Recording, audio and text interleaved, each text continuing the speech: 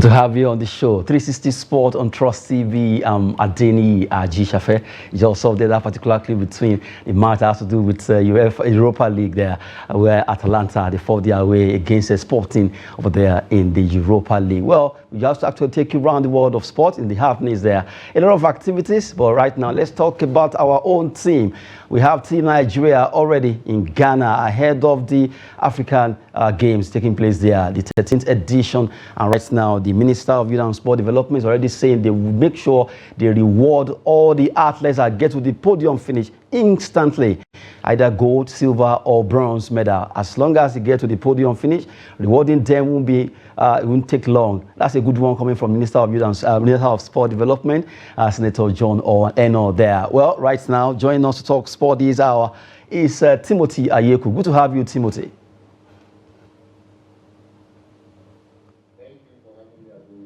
Okay, good one. You just saw that particular story there. That's the Minister of Sport Development already talking about rewarding Nigerian athletes that get to the podium finish from gold down to bronze medal. I think this is a very good initiative to inspire the athletes to do more. Of course, this is what we want to see, this is what we want to hear. Previous stories we've been hearing in the past about our athletes and how they've been treated. You know, they've not been encouraging. So it's good that such words are coming from the minister. And I think I read the statement. I saw that it was clearly stated that it's good for the athletes to be motivated before, during, and after. That is very key, because it helps to encourage, you know, patriotism and nationalism. A player, an athlete who knows that he's going to be treated even well, even after, you know, a particular competition or games, will definitely want to give him more next time. So it's kudos to the minister. And of course, the athletes must also give it all. They should know that they are representing a very big country on the continent, and Africa. Nigeria is a country that everyone want to look forward, you know, to see, and they expect much from them. So we are giving them our support and our backing, and we hope that they will do us good and make us proud. Thank you. Well, talking about these athletes, we have about 25 sporting events that will be competing. Talking about Nigeria, Team Nigeria now, 358 athletes, including footballers, both male and female teams there. But right now, last time that we did this, 2019, we came second with 49 gold medals. Timothy, this time around, do you see Nigeria or at least winning this competition? It depends on the preparation of the players and the teams, especially. We didn't follow up with all of the sporting events there. I mean the preparation of the various teams before the competition started. But from what we are seeing so far, I think there is hope. Although Kadiri in the tennis has already lost out, you know, but the results coming in now shows that we can do something. But winning it, you will not want to predict that now, because other African countries are also coming up. You can see the competition now from some countries are just unbelievable. So we'll just keep our fingers crossed and hope that they give us the best. Now they have a better motivation, so we hope that they do better than their previous outing. Well, hopefully Nigeria team will actually do well there, because they want to vie for competition in 25 athletes, rather sporting events, where 358 athletes right now are over there in Ghana, competing in Kumasi, Cape Coast, and also Accra, where they will be fighting for honors there. Wishing them the best in this competition, starting officially on the 8th of March, although some of the events are actually taking place for Team Nigeria in table tennis. We got silver and bronze in women's category and silver in men's category. Well, away from the 13 African Games, let's talk about the match coming up today between Bende Insurance and Gombe United. MPFA match day 24 fixture. Bende Insurance hosts Gombe United in Benin. From the way it is, Bende Insurance are standing 10th on the log, while Gombe are 19th. It's a fight between 10 and 19. How would you rate this game coming up? You just said it all. It's a match between the 10th position and the 19th position. And unfortunately, the 10th position is going away. from home. But looking at the statistics from the last 5 games from both teams, they've only won one game each in their last 5 outings. But then I think Gombe have been struggling. They lost 4-0 to Eyimba. They drew at home in their last game. So this is going to be a very big test, knowing also that they are going to a team that has an history. They are going to Benin. The city has an history. The team also have an history. So I think it's going to be difficult for the Northeastern team. But of course, you never say never in football. They got a draw at home, so they could also bring out that spirit and say, okay, since we were denied a victory on our home ground, we can also deny Bender Insurance FC. I think that is what the coach should tell the boys. But all eyes on this game, because this is the only game in the MPFL for this particular day. So it's going to be a very, very good encounter for both teams to show what they can offer. Okay, good one there. Well, after the advent of Nigerian performance over there in AFCON, talking about Super Eagles, well, they came second behind Cote d'Ivoire, the host nation. And afterwards, the coach, Pizarro, parted way with NFF. And now he's thanking Nigeria. Although he has done that before, it seems thanking these Nigerians. Is he a message or what? Because we heard that it's possible that he could get an extension. Timothy Ayeku, news feelers coming in, says it's possible that Pizarro could come back, but now he's thanking us again, thanking the press, the entire Nigeria, and calling for more support for Super Eagles. Where do you stand concerning these thanks? You can't take away the fact that the job of the Nigerian coach is of the Super Eagles handler is a very attractive one. So you can't take away the fact that anyone will want to pick that job. So we are open also as a country, although there's been debates among Nigerians to say, okay, we need a foreign coach. Some are saying, no, we need local coaches. Some are saying our local coaches have even done better. The last time, late Stephen Keshi of blessed memory did that for us. Situation of the country, some people have argued also that why should you give such amount of money to a foreign handler when you have the job in the country. But this is not the job of Nigerians to tell. This is the job of the NFF, department of the NFF, to look inward and also make all the analysis Nigerians and not give us the right choice. The most important thing is that Nigerians want can see the spirit of Nigerians during the AFCON, especially when the hope was getting clearer that we could win the Nations Cup. And that is what we always want to experience in any. So Jose or no Jose, we want to win as Nigeria. We want our Super Eagles to fly as a Super Eagle that they are.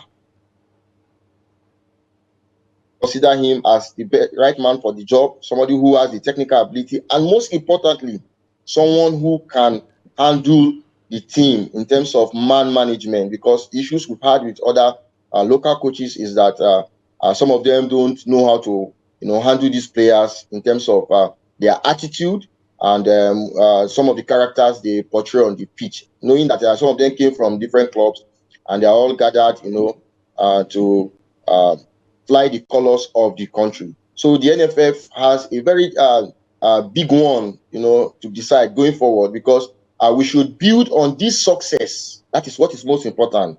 We have to build on the success of the AFCON to ensure that in other outings we do better. So the NFF should please help us. I think we should beg them this time around. They should do something very good and something very different.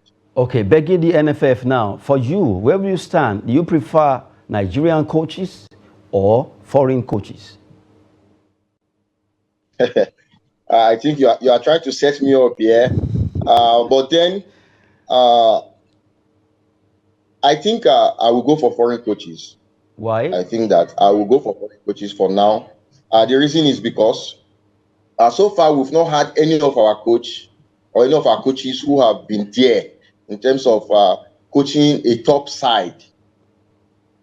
That is a factor that we must consider. And don't forget that these guys play abroad and some of them are big boys, so to say. So we need somebody who can be able to command that respect. We need a coach who they will also look up to as somebody they really want to play under. I think that is a factor that most countries and most clubs do consider when picking a coach. Yes, we have good coaches. Don't forget, we tried Sunday Olise, a very good coach. He didn't work. We have tried Samson Siasia, although with the ban issue now, he is out of it. But then we saw that we could not even qualify for, I think, the Nations Cup. If you could remember the match in Kaduna against Egypt, where we just needed to pick a win and we picked a draw in that match. So all these things must be put into consideration. So for now, I think I will go for a foreign coach, and a coach that has that pedigree is very, very key. A coach that has a pedigree.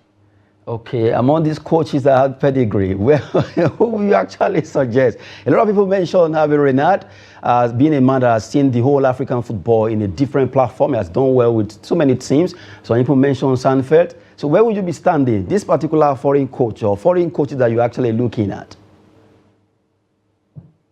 Well, I'm not a fan of any of them. So it's going to be difficult for me to tell you. If you ask me to bring a coach, I will tell you to bring Of course, Jurgen Klopp is off the market right now because he's going to be a free man at the end of the season. So if you ask me to bring a coach, in my own opinion, I will tell you. But how realistic that will be, I don't know. Can we pay Jurgen Klopp? If we cannot pay $80,000 or $120 that Pizarro is asking for, I'm very sure Jurgen Klopp is far, far more costly than Pizarro, rather. So from the way it is right now, can we afford the high-class coaches that a lot of Nigerians are mentioning, Jurgen Klopp, all of them? Some people even mention Jose Mourinho, but really, a big one, they are talking about Pizarro appreciating Nigerians for the fact that, well, he has at least been able to get to the second place of the AFCON, coming behind Cote d'Ivoire, the host nation. Well, we hope NFL will get Nigeria the best coach. That will think that at least lead our tank there. And let's see how it goes from here, because Eagles really need a coach that is world class, that knows his onions and also know African football, because we saw what happened in the last AFCON where Minos no longer exists or existed in the world of football. Quickly, we move away from there. Let's look at the Duncan Slam sport of basketball. Games were played earlier today, and we look at the result of those games that have been played over there in the US. Orlando Magic, they play 119 against Washington Wizards, who scored 109. A good one for Magic, who showed extra 10 points to win that game. Cleveland Cavaliers, they scored 101. They lost against Atlanta Hawks by 112 to 101, 11-point extra. For Philadelphia 76ers, they fought hard, scoring 109 against Memphis Grizzlies, who actually scored 115. LA Clippers, 122 against Houston Rockets, who fought hard, but they lost against Clippers 116 to 122, as Chicago Bulls were bullish with extra 2 points to defeat they defeated Utah Jazz against that particular scoreline with 190 to 117. Milwaukee Bucks, they lost. A big loss there for Milwaukee Bucks against Golden State Warriors, where the man of the moment, Stephen Curry, was able to at least score some points for them. For Giannis Antetokounmpo, he also tried his best, but it wasn't good enough. They lost by 90 to 125 rather. 29 points scored by Giannis there. Oklahoma City Thunder won that game by extra 8 points, 120 to 128, where they defeated Portland Trail Blazers, while Los Angeles Lakers, their last win, didn't stand for long as they lost against Sacramento Kings, 130 to 120, 10-point extra. LeBron James scoring 31 points in that game there. Well, that's the result of the NBA, and it's always a sweet one to talk about the NBA. If you actually follow basketball and you love basketball, it's always very interesting talking about that. Timothy Ayeku, not everyone follow basketball, but do you do that? Well, I don't watch the matches, although I try to read their stories and see the results. Golden State Warriors are a very popular site, so of course, if you are a sportman, especially a sport journalist, you will always come in. Okay, quickly, let's come back to the studio as we talk about happening in the world of football there. After we talked about the NBA just yesterday, UEFA Champions League matches were played, 2 games, and we look at Manchester City, defending champion, really doing so well in this competition. They actually defeated Copenhagen 3-1, Akanji, Alvarez, and Haaland. Scoring 3 goals there, where El Yunusi put one back for FC Copenhagen of Denmark. It ended 6-2 on aggregate. For Real Madrid, it ended 1-0 against RB Leipzig. Some people call it a lucky one because Leipzig really came to the party. Well, Vinicius Junior and Orban scoring those goals for the two teams, ending 2-1 on aggregate level. But really, let's start with Manchester City. 6-2 aggregate. Timothy, it seems City really wants to defend this competition. You can't even deny that when you see the kind of results they turn out, especially the form, the coach, the team, the synergy, I don't know the word to use now. They are actually I don't see any surprise in that game in terms of the results, but good football, good play coming from Leipzig, and good competition, good fight. This is you can't just rule them out, because to get to this stage of the Champions League is not even easy in the first place. So good luck to Real Madrid. They still have a lot to prove if they must leave the trophy. If they must leave the trophy, they have a lot to prove. They are coming from Timothy Ayeku. Join us on the show, 360 Sport. And right now, talking about teams that have qualified so far. Real Madrid, Manchester City. They also joined the likes of Bayern Munich. Let's look at those teams that have actually been able to qualify there in the Champions League. Bayern, Man City, Real Madrid, PSG being able to do it right now in that encounter. For those teams that have qualified, well, Timothy, it's a big one, because a lot of people are already calling to say, okay, probably we could see Man City Real Madrid final, or Man City Bayern. But I love the fact that the big guys are showing their class. PSG, Bayern, Man City, and Real Madrid so far. The 4 teams are very, very big teams. They have the history. When you talk about Champions League, they have the name. But of course, current form will tell at the end of the day. Although you can see Bayern Munich not doing well in the league, but in the Champions League, they are saying, yes, we can. They are saying that it's possible that, yes, we redeem our image and also win the Champions League. So it's a big one for the Champions League, and I congratulate all football fans, because in the next round, talking about the quarterfinal, they are going to be seeing very, very big and good football coming from those teams that will qualify. We are still expecting probably the likes of Arsenal and the rest to join at the end of the day. Okay, talking about UEFA Champions League there with Timothy Ayeku, a big one for Real Madrid. They were able to bamboozle their way to the at least 8th there. Well, good one for Manchester City, defending champion, being able to fight their way to also make it 6-2 on aggregate level there. Well, for Bayern, PSG, they've also qualified. Let's see how it goes by the time the completion of this particular round of 16. And from there, we pick it up to talk about it. Now, quickly, let's talk about the Europa League. A match was played yesterday. Sporting Lisbon, they were able to hold their own against Atalanta. Atalanta coming away from Italy. They got a goal, courtesy of Scamacca, in the clip you saw earlier during the show. Well, there's Fernandez scored first for Sporting Lisbon before Atalanta got one back there. Well, from the way it is right now, it seems Atalanta are really trying to see how they can make up for it in Europe for the fact that they were able to play 1-0 draw against Sporting Lisbon. Timothy. Of course, if you go away from home and you're able to secure a point, that gives you a boost, that gives you a lift, that gives you confidence. It gives hope that when you get to your home ground, you'll be able to pull out a good result, at least a win. And that's what is expected from Atlanta. I think it is now theirs to lose. If you can give a good fight to bring out to secure a draw away from home, then of course that should help you to have that belief and go all out there to secure a win when you get to your home ground. So the second leg is going to be decider, of course, and I'm sure that Sporting will not also. I'm glad that the fans will also have something to be happy about, and for we the press men will also have something to talk about, and that's what we're doing right now. Well, talking about UEFA Champions and also Europa League there, a match between Sporting Lisbon and Atalanta ending 1-0 draw over there in the city of Lisbon. Right now, we'll move away from football, still talking football anyway, but this time around we'll talk about the manager and also a player that has to do with Real Madrid, the coach there, Ancelotti.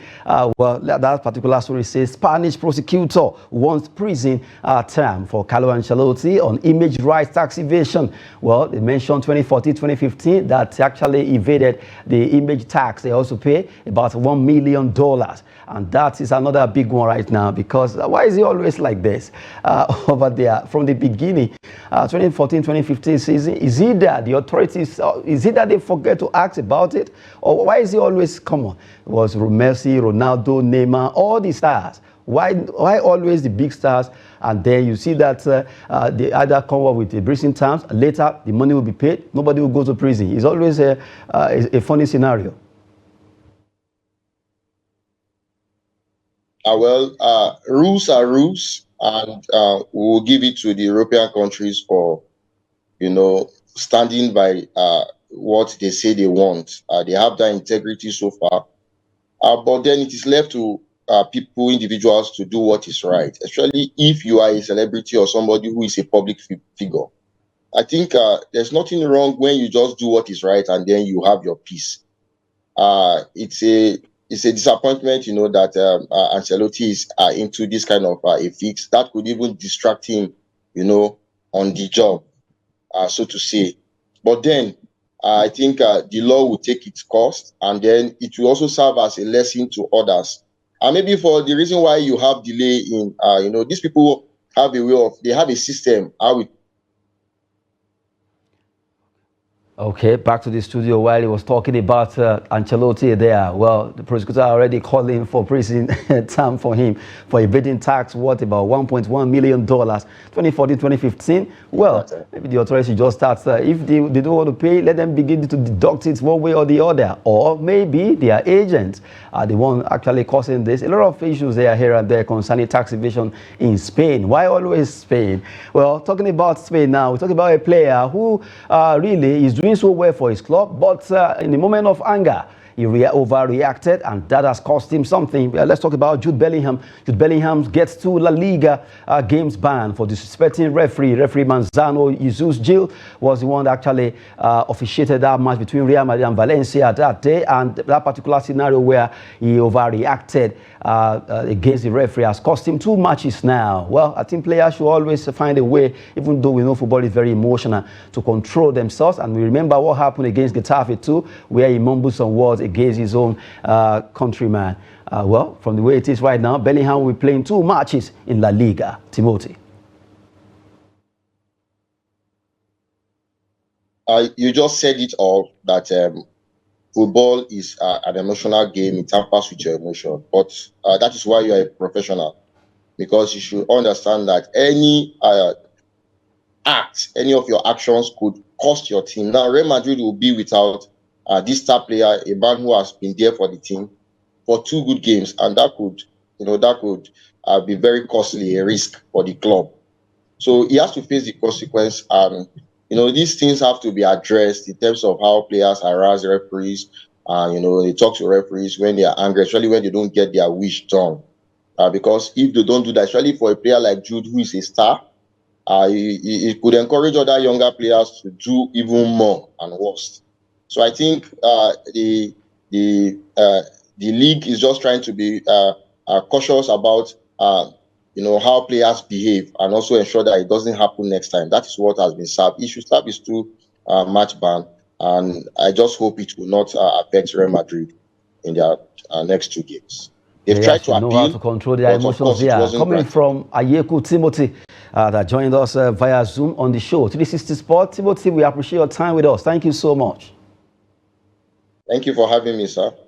Good one there. We talked about sporting activities with Timothy Ayeku, sport journalist, joining us on the show. And we earlier talked about Team Nigeria over there in Ghana, competing different sports, 25 sports, 358 Nigerians are trying to see how they can get gold, silver, and bronze. And they've been told, go out there, do it, and we will reward you instantly. Coming from Sports Minister, and that will be the end of the show this hour. I'm Adeniyi Ajishafe Sport. It's always business and fitness. Thanks for watching.